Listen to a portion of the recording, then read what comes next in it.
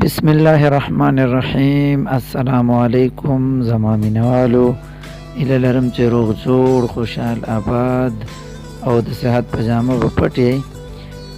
نن ما تاسو دپاره یو عرضي راوړې ده چې د پښتو ناموړې سندرغاړې محجبین قزلباش چې د هېڅ تعارف محتاجه نه ده، ایوارډ یافته صدارتي ایوارډ یافته ده او د بلبل پښتونخوا لقب یې ورته ورکړی شوی دی. د غم خبر دا دی چې هغه دا وخت د زړه په عرضه کې مبتلا ده او په پېښور LRH-ICU وارډ کې ایډمټ ده.